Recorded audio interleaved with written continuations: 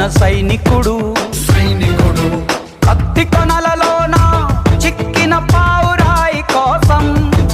ప్రాణ కవచమై రణముకు వచ్చిన రక్షకుడు గుండె లోతులో తెగిన గాయమై తగువు న్యాయమై వచ్చాడు కంచు కోటలో రాకుమారి పెదవంచులపై చిరునవ్వవుతాడు వీడే వీడే నీ తక్షణ రక్షణ లక్ష్యకుడే